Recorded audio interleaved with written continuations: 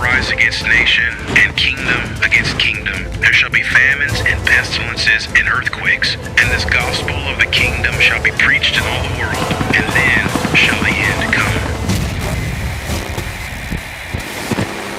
Tell us, when will these things be? And what will be the sign of your coming and of the end of the age?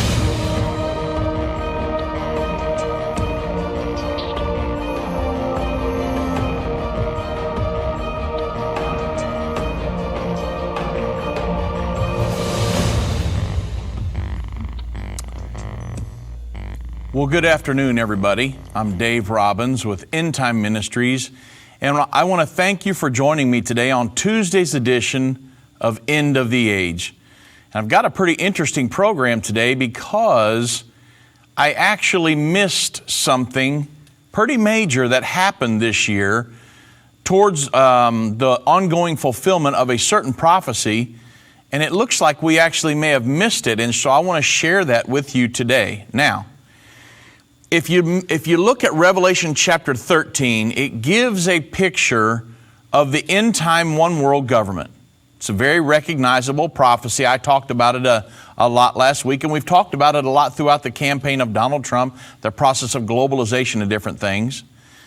But Revelation 13 talks about the world government, and then it also describes gives a depiction of the Antichrist that will rule over that one-world government. And then it also goes down to the world religion that will be established. And it gives a depiction of that and the false prophet that will align with the Antichrist to rule this one world government just prior to the second coming of Jesus Christ. And then all the way down at the very end of the chapter, Revelation chapter 13, verse 16 through 18, it will give kind of the enforcement method, how they're going to make all the citizens of the world comply to, bow down to the edicts of this one world governing system of the Antichrist and force them into compliance economically. And so many of you would recognize it as the mark of the beast. And so that's what I'm going to be talking about today, because there was a huge effort that's actually going on right now that began earlier on in like May of this year that I actually missed. And I just learned about it recently. And so I want to share that with you. I'll probably write an in-detail article on this in our next issue, one of the coming up issues of the magazine, because it's a huge effort to implement eventually probably the mark of the beast, or it's a good precursor to that. And so that's what I'm going to talk about on today's program, is this effort that was launched back in May. So to begin with, the Bible prophesies of a time coming when every person will be required by the Antichrist and his world government system to have their own unique identification number. Without that number, no one will be able to buy or sell anything. In order to get the number, everyone will be forced to worship or, in essence, pledge allegiance to the Antichrist and his one world governing system. But according to the Bible, anyone who pledges allegiance to the Antichrist will be eternally damned. It says it in several places in the book of Revelation. Well, the system the Bible prophesies for the days of the Antichrist, the time just before the second coming of Jesus Christ, has never been possible. It's not even possible for it to have been set up until right now. Though the prophecy is 2,000 years old, its fulfillment has only recently become possible.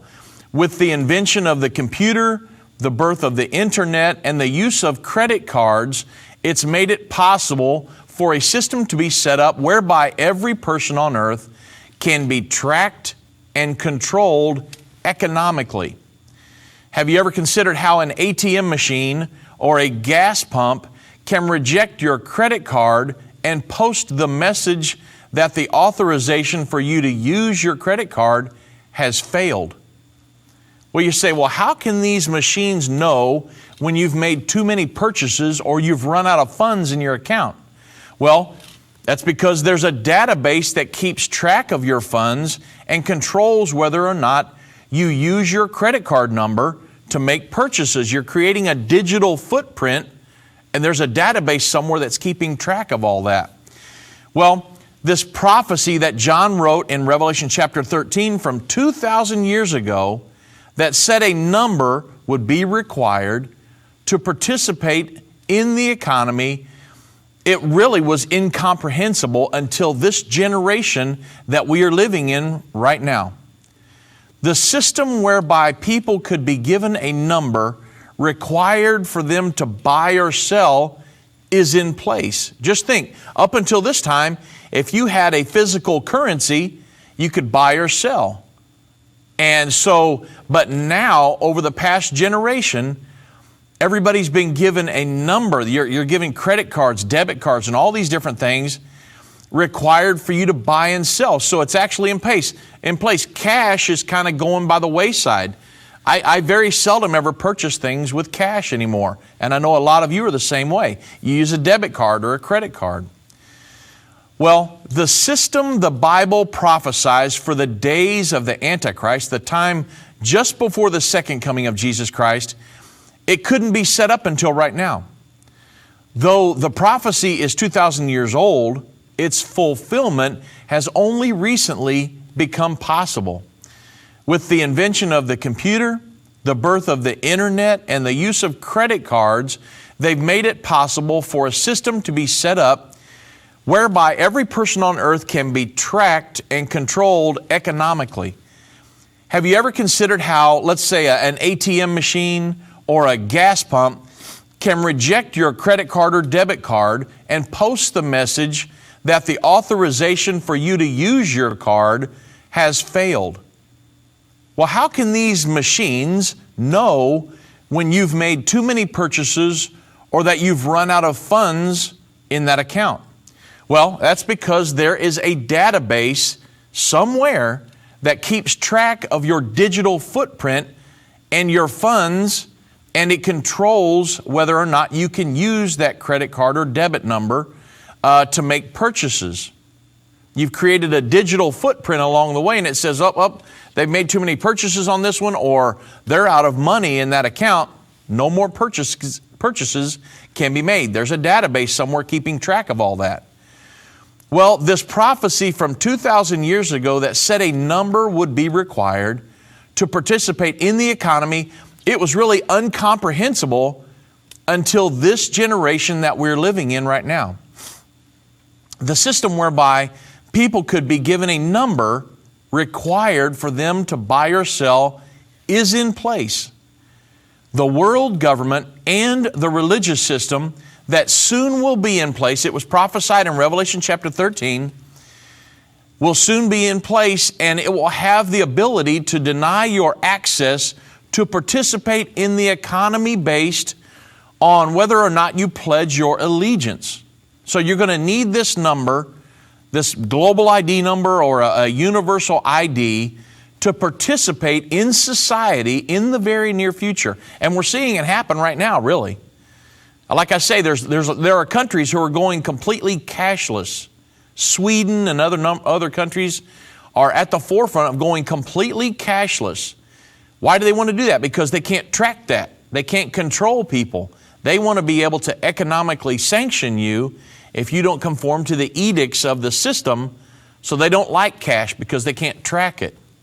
Well, the worldwide database will provide the system with the information to reject or accept your access to this system because of your digital footprint. They can't do that, like I said, if they have cash, if we're operating on a cash system. That's why they want to get rid of it. So the world is moving more and more towards becoming a cashless society. We are getting closer every day to being under the control of this prophesied world system as we speak. It's not light years away. We're there right now. I mean, we're on the cusp of this. We're watching precursors put in place, and that's what I'm talking about on today's program. This universal ID that they're trying to force on people, and they're setting it up right now. The meeting was held in May, and I'm going to talk about it here in just a second. So the end purpose of, now remember this is something you always need to remember. You say, well, it's just another number. Who cares if I got a global ID? So what? Well, always remember this. The end purpose of numbering a population is always for the sake of control. Consider the Holocaust. Consider Hitler and the Jews. When they would come to a concentration camp, an individual was sized up. They were asked, what kind of job can you do? What are you productive? Blah, blah, blah. And if they were going to be a productive, a worker, then they were given a number and they were taken off to the side. They were had numbers tattooed on them. And then other people, if you weren't deemed worthy or deemed, like you were going to be a productive prisoner, then obviously you didn't get a number, and that was not good for those individuals. Obviously, we know what happened during the Holocaust. But why did Hitler number the Jews? So he could control them. If you go to the Holocaust Museum in Israel, Yad Vashem, there's a whole section on numbering the Jews and why they numbered them, and you needed your number to be able to get food and different things. The numbering was in order to control the Jews. So think about that. We're 70, 71, 72 years removed from the Holocaust, just a real short period of time. And now they're trying to number every individual on earth. That's what I'm going to be talking about.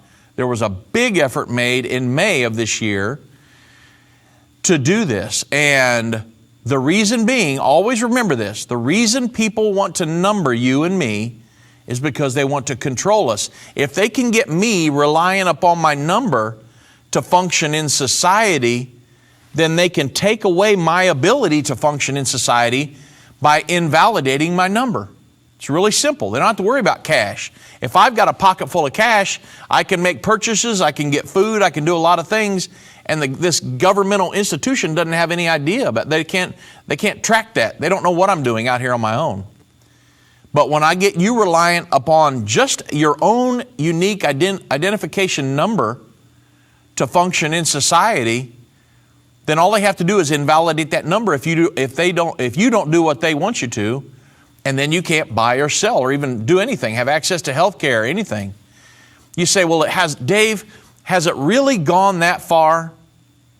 That's exactly what it's headed towards.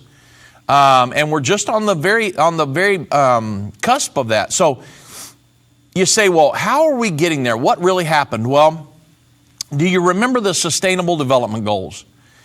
They were adopted in September of 2015 by every nation on earth, the leader of every nation. It was unanimous, the vote. Yes, we will implement these Sustainable Development Goals in our countries. The Sustainable Development Goals were brought on they replaced the Millennium Development Goals. And what they are, they're put out by the United Nations, and they are an effort to govern all the citizens of the globe in every aspect of your life. So there's 17 Sustainable Development Goals. And it's very critical that you understand they want to control all your consumption, production, the climate, every aspect of every person's life. That's what these Sustainable Development Goals are devoted to do. Well, the one that has to do with my program today is number 16, and they're under every goal, there are certain targets that they want to hit. Some of them have 5 targets, some of them have 10. There's a different amount, but there are different targets that they want to hit. Well, under number 16 of the Sustainable Development Goals, target number 9, it states that by 2030, they want to provide legal identity for every person on earth, including birth registrations, or give everybody, whether you're already 30 years old, they want to make sure that if you're a refugee or anything, they want to make sure you have an ID. And then everybody that's born, they want to make sure from the time you're born that you have an ID number that will stay with you the rest of your life. Whether you're in a specific country or you move to another country, you're a refugee. There's people getting moved all over the world right now. They realize that to have a world government, they've got to be able to identify every individual, regardless of whether a person stays in the United States or Syria or wherever, or they are a refugee and they have to move to the United States or move to Europe. We've got to be able to track that individual to have a world government. And so that's what they're trying to do. You say, well, how did they do this? Well, there is a ID 2020 is what it's called. ID 2020. They held an inaugural summit at the United Nations. So you say, well, what happened? Well, in May of 2016, at the United Nations headquarters in New York, the inaugural ID 2020 summit brought together over 400 people to discuss how to provide. Now get this, they're not trying to hide this anymore. They're putting it right out there. Here's what we want to do. We're throwing all our cards out on the table. It's time. We're trying to establish this world governing body. We've got to track everybody. So here's what we want to do. They brought 400 people together at the United Nations to discuss how to provide a unique digital identity to every person on the planet, including the 1.5 billion people living without any form of recognized identification. Refugees, people that have never got a birth certificate. They say there's about 1.5 billion people on the earth that don't have a recognized form of identification. Well, what was the outcome of the meeting? Well, it was this. Number one, it was widespread consensus among the ID 2020 attendees that identity is both a fundamental human right and, get this, a necessary prerequisite for the success of the Sustainable Development Goals. You say, well, hold on a second, Dave. Why do we need a digital identity for the Sustainable Development Goals to be successful? Because they've got to be able to track these individuals. They want to control them. Remember, the only reason an entity wants to number everybody is so it can control them. So they're saying one of the outcomes of this ID 2020 summit was that we have to give everybody on earth, without exception, from an infant that was born this morning to somebody who's 110 years old, we have to give everybody their own unique identification number for the success of the Sustainable Development Goals. What are the Sustainable Development Goals designed to do? Global govern every single individual on earth, every single aspect of your life. What you eat, how much electricity you use, how much gas you use in your vehicle, everything. And so consequently, it's another effort to move into, it's a precursor to the mark of the beast system that will be used by the Antichrist. You can see this stuff happening. And people ask us all the time, how do you guys know, can you prove we're living in the end time? You realize this prophecy was written 2,000 years ago, and it was never even, it was incomprehensible. Nobody had even dreamed of doing something like this until this generation that we're living in right now. John wrote in Revelation 13, everybody's going to be given their own unique identification number, a mark in their right hand or in their forehead, and without that, you won't be able to buy or sell. Well, that's exactly what they're talking about doing here at the ID 2020 Summit in May. They're saying we've got to give, for everybody to be able to function in this society that we're endeavoring to create, we've got to number every single one of them. That's what this whole thing was designed to do. So the number 2 result of the meeting was that there was sweeping commitments from conference attendees to contribute towards the shared goal, get this, of a universal digital identity. Not national, not a national ID in the United States or in Russia or in Israel, but a universal digital ID. You say, well, why do they need a universal one? Well, aren't the national IDs that they have set up around the world, isn't that working? That doesn't work on many ways because there's so many refugees and different things that are being moved all over the world right now. They're realizing that, oh no, we've got this national ID system set up, but it's not working like we wanted it to because we actually want to remove all the borders and let everybody to go wherever they want to. So the national IDs aren't working like they wanted them to. We really need a universal digital identity. That's what they're trying to do. And these were two of the results that came from the ID 2020 summit held in May of this year. It goes on to say that maybe you will recognize some of the participants who pledged to work towards this goal. Now, these are some of the people, just a fraction of the people that were invited there to help implement this universal digital ID. There was Bloomberg, there was people from Brigham Young University, there were people from Cornell University, there was the accounting firm Ernst & Young, there was Forbes, Google was there, IBM was there, JP Morgan Bank was there, Microsoft, and NASDAQ. There was about 400, but I'm talking about movers and shakers in the world electronically and with computers and with financing and education.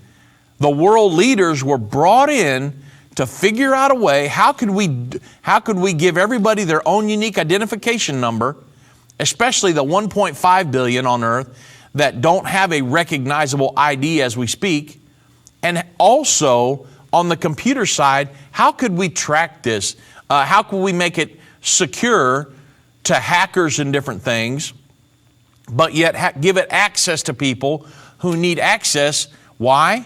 Because we've got to track these individuals. We want to keep control of them. Why do they need control? Why do they need international control? Because they're trying to set up an international government. It's a world government. The United Nations put out the Sustainable Development Goals. The United Nations is the socialistic world government entity on earth right now that's endeavoring, along with the World Bank and different things, IMF, to try to set up a world governing system. That's why they need an international number for everybody. It was not good enough to just have a national ID. Now they're wanting an international, a universal digital number. So, you remember the goal is to contribute towards the shared goal. The goal of this meeting, the ID 2020 Summit, was to contribute towards the shared goal of a universal digital identity. ID 2020, a summit attendee, Michael Casey, who works for Media Lab and is a former Wall Street Journal columnist, he actually tweeted this during the summit.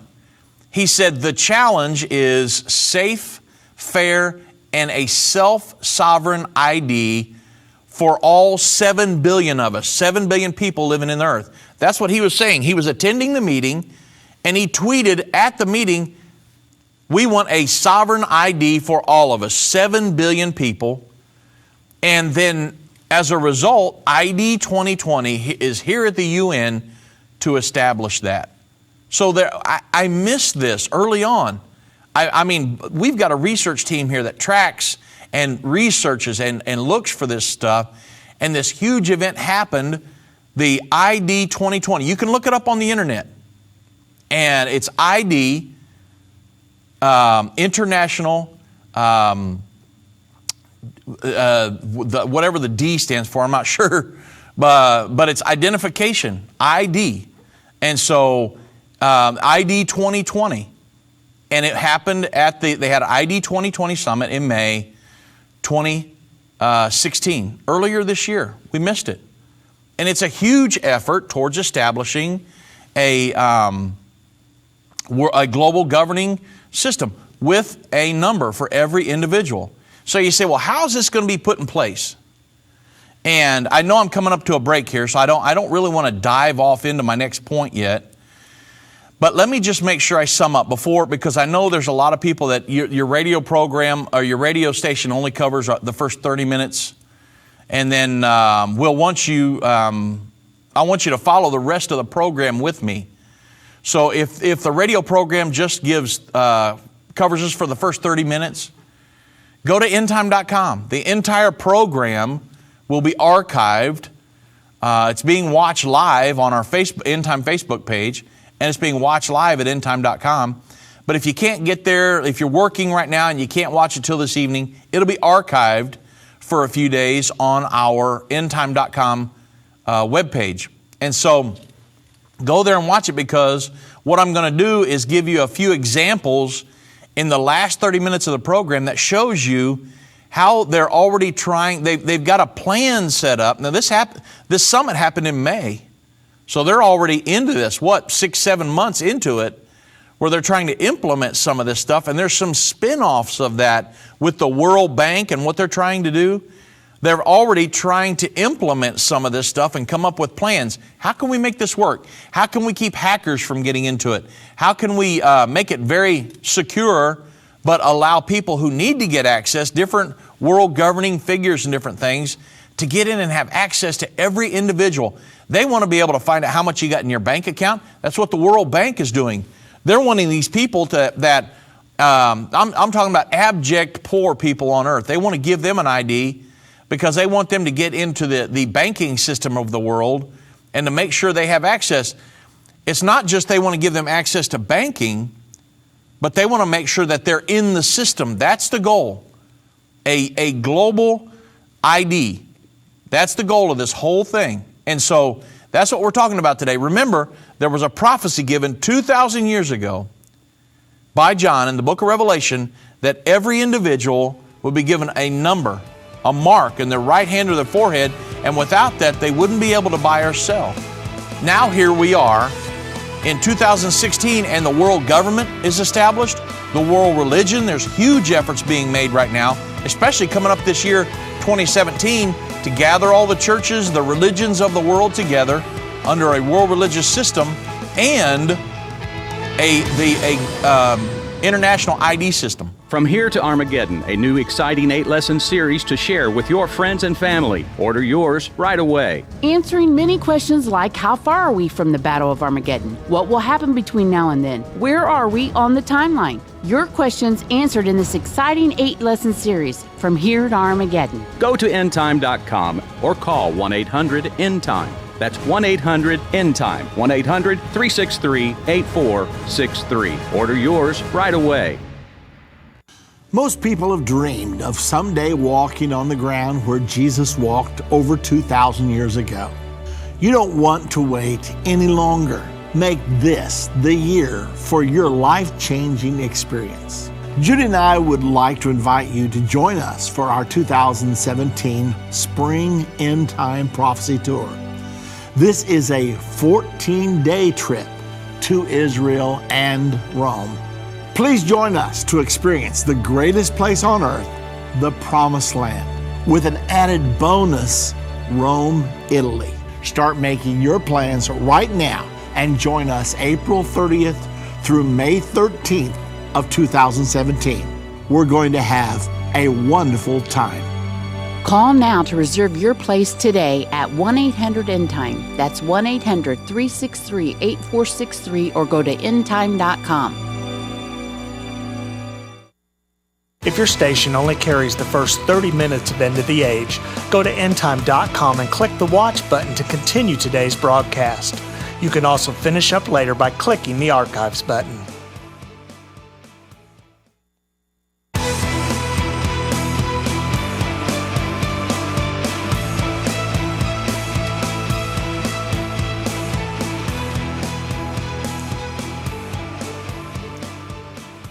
Now, you guys realize that this prophecy, the prophecy of the mark of the beast, is what is commonly referred to as, was written 2,000 years ago. And John prophesied everybody's going to be given their own unique identification number in today's terms. Back then, he said everybody's going to be given a mark, and in their right hand or in their forehead. And without that mark, people won't be able to buy or sell. It's going to be the enforcement method.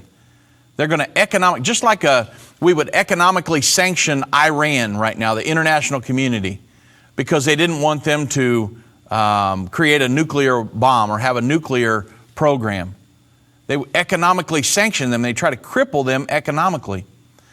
Well, that's going to go, they do that to nations now. That we're economically sanctioning Russia right now. Well, they're going to eventually get to where they do that on an individual level, you and me.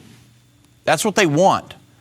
And so why do they want to do that? Because they want to be able to control us. If you don't do what we say, if you're a dissenter, if you're an extremist, then no, if you don't agree with this world religion and this world government, then they're going to economically sanction you and say, well, that's fine, you've got your number, but you can't use that number to function in society. Can't buy or sell. That's what the Bible says is going to happen. Well, now here we are in 2016, and really up until the late 60s, early 70s, this was never even possible for them to think about doing this on a digital format. But now here we are, 2016, and they brought the leaders, Google, Microsoft, the heavy hitters in to say, okay, how can we design this? Let's design a global identity system, and then let's make it secure so hackers can't get into it. And is that even possible nowadays? With everything that's been going on in our government and all around the world. But we need to have it accessible to different world leaders and different things that need to get into this system. So if somebody's not doing what we want them to, we can invalidate their number. So it's very important. So as a result, they had this huge summit in May, ID 2020. You can look it up for yourself. And so you say, well, how's it being implemented? That happened way back in May. Now here we are in December. We're fixing to go off into 2017. What efforts? Why? What are they doing? What's the plan? Well, I have an article here. It's called, get this, the title of the article, The Radical Plan for a Global Identity System for a World with Shifting Borders. You understand what they're trying to do? They're trying to deconstruct the world system of nation states that have borders. And because they want to create a global community. So they started with all of these people, refugees and different people going everywhere because they're trying to do away with the borders. And so when, like a Donald Trump or somebody that stands up and says, we're going to build a wall and protect our borders, the international community starts screaming. Because you're going against the international community in our world governing system. We want to do away with borders and have everybody just free flow around the world. And so they're saying we need to have a system where we can number everybody, because people just having a birth certificate or a national ID, it's not working, because that's tying them to their nation state. We don't like nation states. We want citizens of the globe. So we want to give them their own unique identification number. So this article is talking about a global identity system for a world with shifting borders. They're planning for this.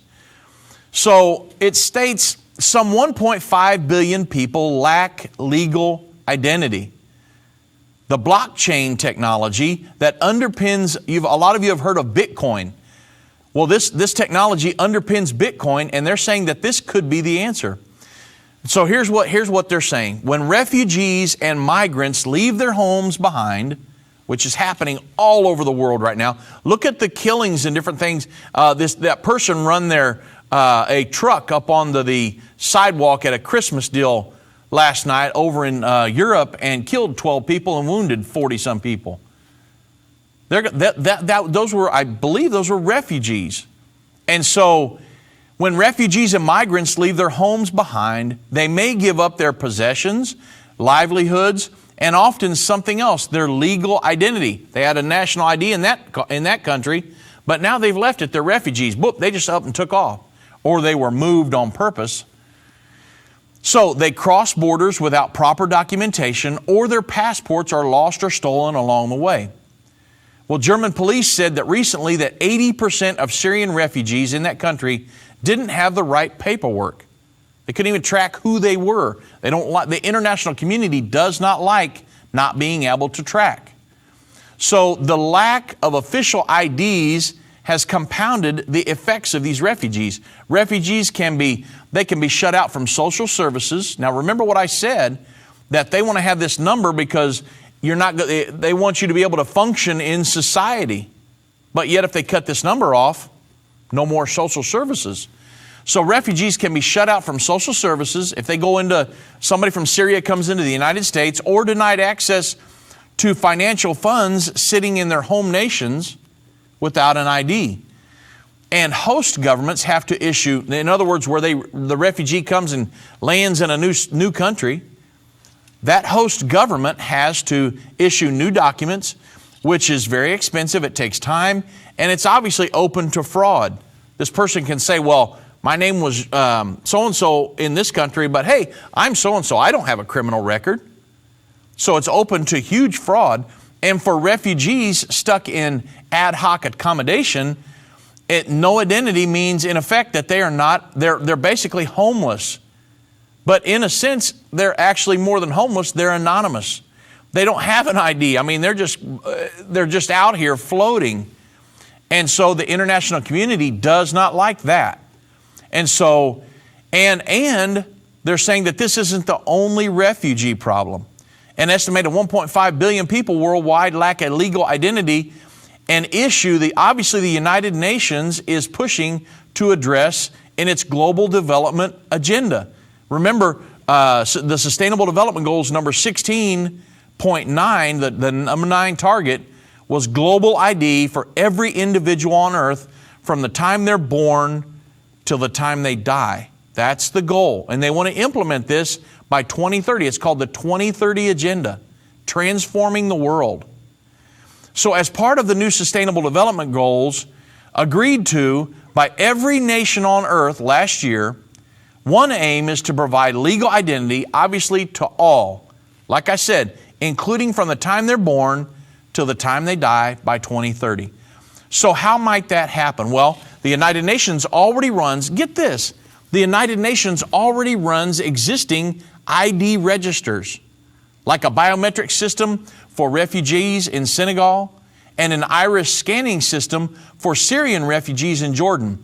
But John Edge, who is the co-founder of the global initiative ID 2020. Now here's where this ID 2020 comes into play. John Edge, who's the co-founder, which is a collaboration between UN agencies, non-governmental organizations, technology companies, which I remember I talked about Microsoft and Google, different people like that, and banks, says that these are frequently disconnected from one another, the refugees, making tracking people across borders very difficult. They don't like that. They want to be able to track them, hone in. What's this individual doing? What are they doing in society? How can they better serve us? Right on down the line. Say, oh, it's not went that far. It's definitely went that far as far as them being tracking on these individuals. I'm talking about they want to track every aspect. What kind of bread you buy, where you buy your bread, where you get gas, a digital footprint. They want a digital footprint on every person on earth. And they're going out of their mind because they're saying that 1.5 billion people on earth don't have a good source of identification. And they can't stand that because they can't track those that don't have these identification numbers and cards and different things. So one of the most intriguing and radical ideas really is a kind of of identity system based on the blockchain technology, which could bring together desperate programs, get this, to create a new universal identity database. Now, we've talked about national ID systems in different countries, and they have a database like for Europe, or like they'll have one for Israel, an ID database they're trying to set up here in the United States or in China. But these people are trying to create a new universal identity database to number every individual on earth, it's a fulfillment of prophecy. They're trying to fulfill. They don't even really know about the prophecies of the Bible, or they wouldn't do it. But these guys are working to fulfill what John prophesied would occur just prior to the second coming of Jesus Christ 2,000 years ago. They're trying to create a new universal identity database. They say an estimated 1.5 billion people worldwide lack a legal identity. That's why they're trying to do this. Blockchains, which first helped account and authenticate Bitcoin, cryptocurrency, They are decentralized ledgers that track transactions of digital assets, whether it's currency, stocks and bonds, or identity details, because they want everything that you're doing, a digital footprint. The network is made up of, basically, here's what these blockchains are. The network is made up of a chain of computers, each of which have a copy of the ledger and can see if changes have occurred. Blockchains are thought to be secure because, and remember, think Bitcoin and what's behind all that. They're thought to be secure because all computers must verify and approve each transaction as it takes place. A hacker couldn't get to every single computer at one time. On the identity blockchain, individuals would store their data in a sort of let's say a locker or escrow account, allowing people to access it on a need-to-know basis. So this really has several advantages over the ways we traditionally think about identity. Most importantly, blockchain ID systems can reverse the normal way identity is established. Because think about giving everybody on the globe, 7 billion people, their own unique identification number. These people, we're going to have to go way out of where we are right now as far as identity. And that's what they're trying to do here. They brought the masterminds of this stuff in to this summit, the ID 2020 summit, to come up with a way to have a global ID system. Now, typically, identity is conferred by a national government, which certifies who we are and records that's in the database. With blockchain technology, individuals create and store their own identity on networks of computers that no one person or entity controls, establishing a self-sovereign identity. But the global government still has access to all of that. So they're saying, well, hey, it's going to be self-sovereign, you're going to control your own, but Big Brother's still going to need access to it.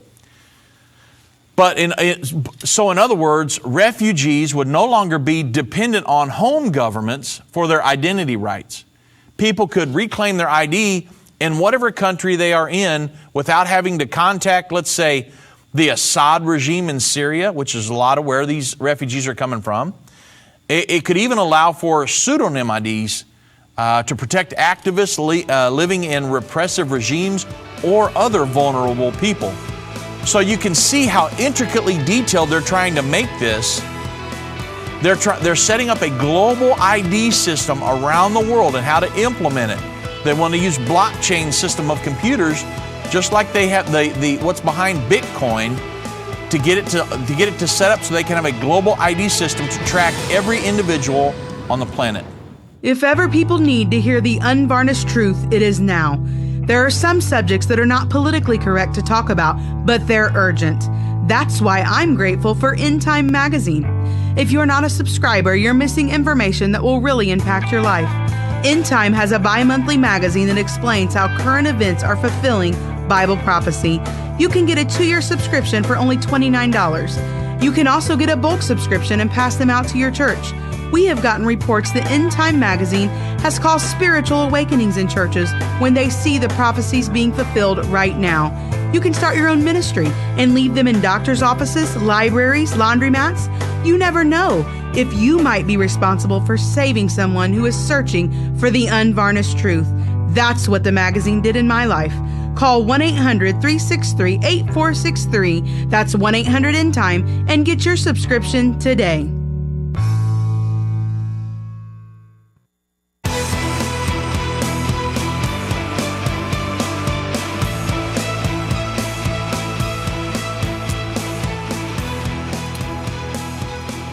So we're talking about a global ID system. The Bible prophesies it's going to happen. These guys are trying to establish it right now. And I would encourage you to go on Google and look up ID 2020 because there's tons of information on it. And you might have to, because we got people listening all around the world to this, if some of this stuff starts coming your way, a global identification number and different things that they're going to use you say, well, hold on a minute, Dave, I live in Sweden. What do I do if they give me a global ID number? Am I supposed to take it? Well, 2 things I would never do. I would never take a mark of identification on my person, and I would never pledge allegiance to the Antichrist or his one world governing system. If you don't do those two things, you make sure you never take the mark of the beast. So those are two things. If they give me a number today, I probably would take it. But if they tried to put it under my hand or my forehead or on my person anywhere, nah, I'm opting out at that point. If they try to use that number, if they give me a card and say, okay, pledge allegiance to this world governing system, this world dictator, or we're going to invalidate your card, I'd say, here's your card. Can't do that. Those are two things you should never do.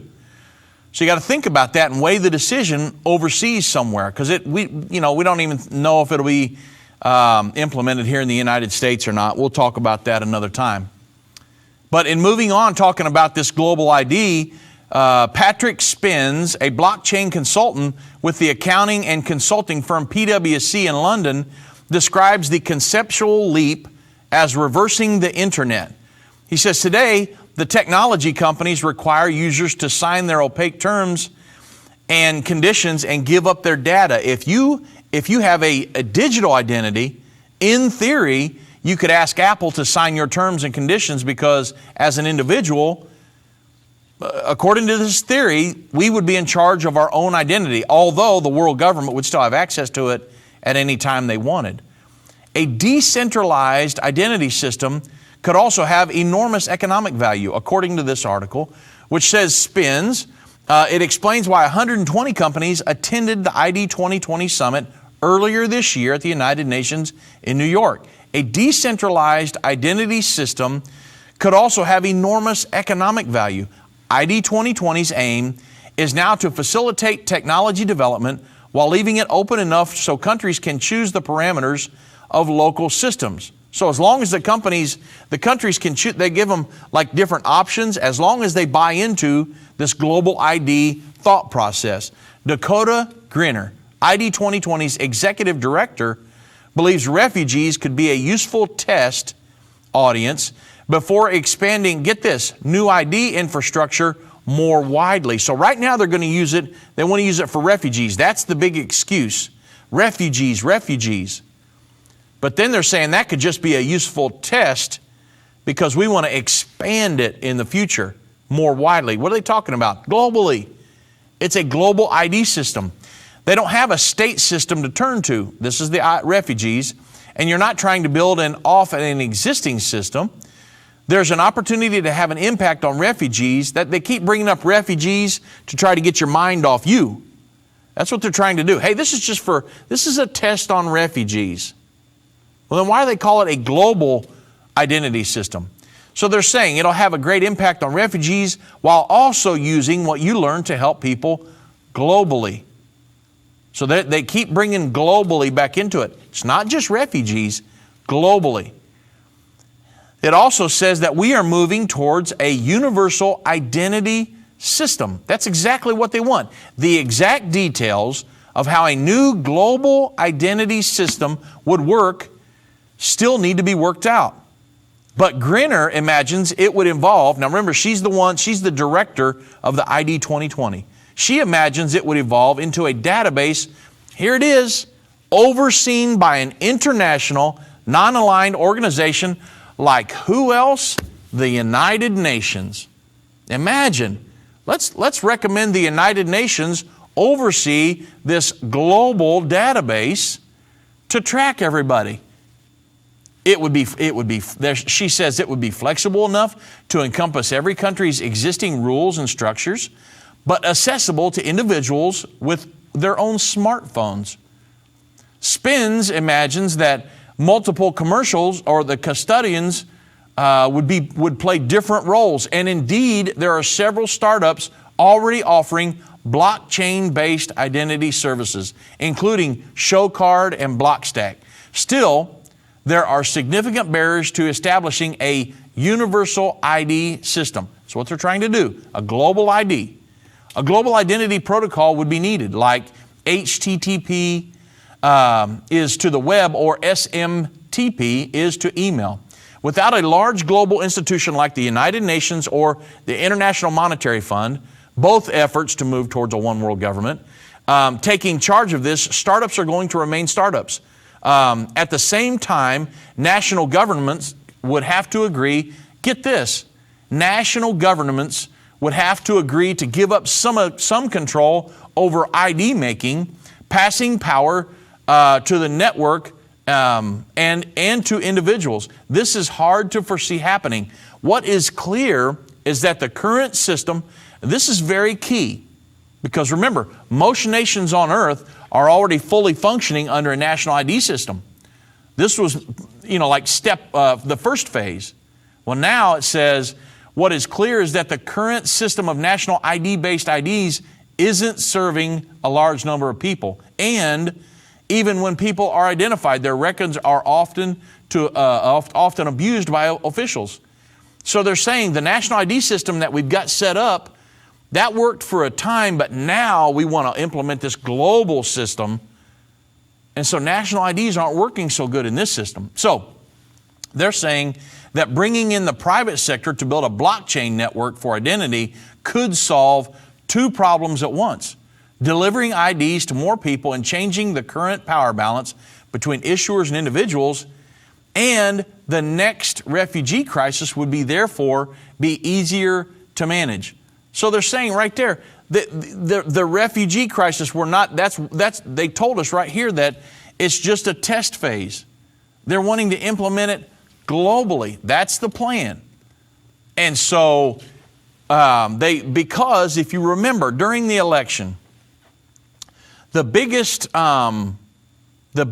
issue in the election for us here at Endtime Ministries. Now, obviously, I understand about the abortion issue, the same-sex marriage issue, all the other issues. I mean, I got all that. I wrote articles on it, several of them actually.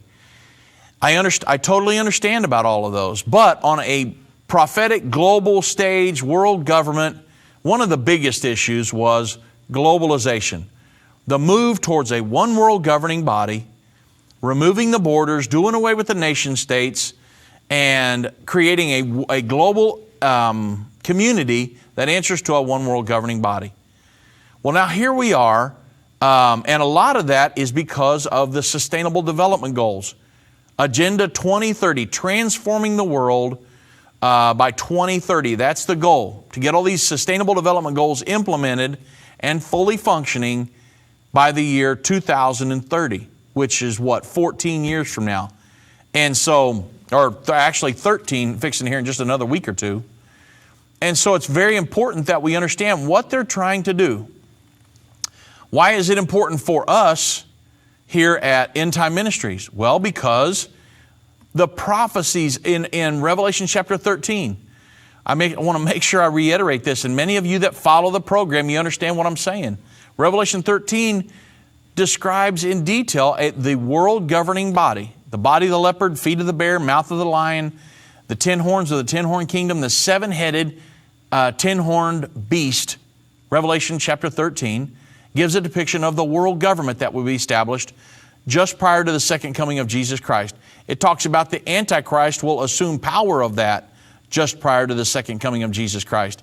There will be a world religion established that will be lorded over by the false prophet. All of this is in Revelation chapter 13. The Antichrist and the false prophet will form a union.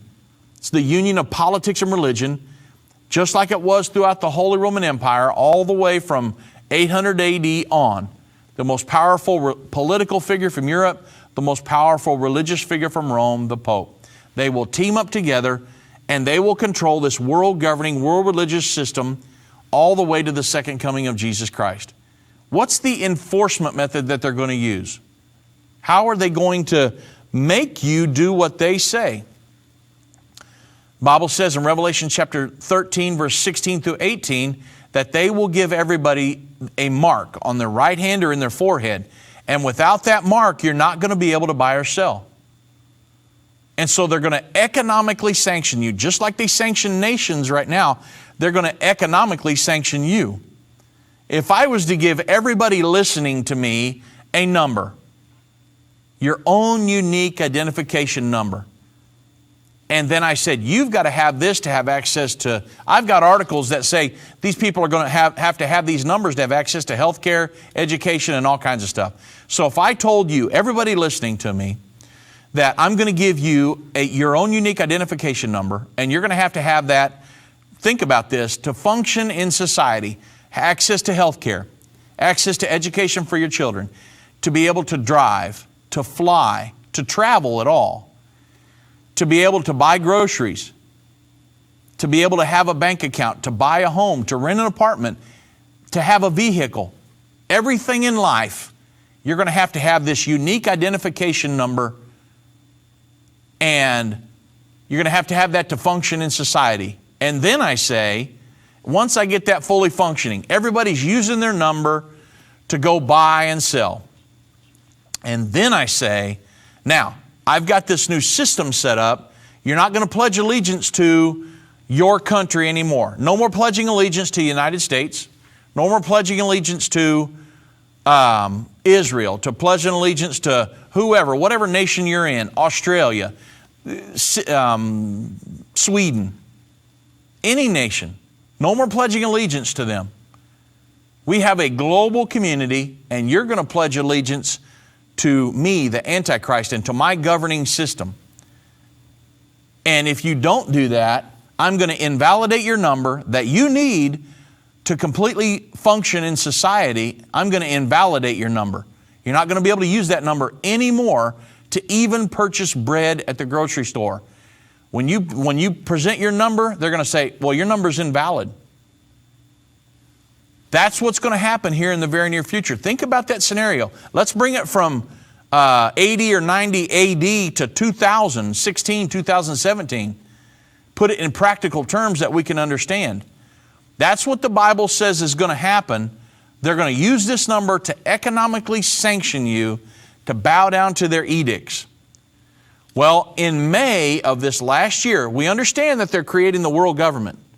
The United Nations, the World Bank, the International Monetary Fund, the International Criminal Court, all of these different entities have been established to govern the globe. It's a world government. It's been established. The world religion in 2017, it's the 500 year of the anniversary of the Reformation. And there's huge move to bring all the churches back together under one umbrella. And so we're seeing the establishment of all the religions and all the evangelicals, all the Protestants back together and all together under one umbrella, a world religion. And then in May of this year, what do we see? A huge effort, ID 2020, to establish and create a global ID on earth right now. You say, well, are we in the end time?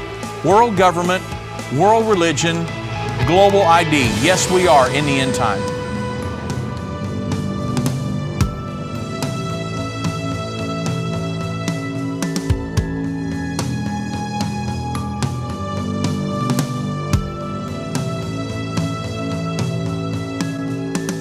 End of the Age is a production of Endtime Ministries. This broadcast will be available on our website, endtime.com, in the archives section. On our website, you'll also find more information about how current events are fulfilling Bible prophecy. To reach our operators, call 1-800-ENDTIME. That's 1-800-363-8463. Endtime Ministries is partner supported. We would like to say thank you to our partners who made this broadcast possible. To do what Matthew 24:14 said, to reach the world with the gospel of the kingdom.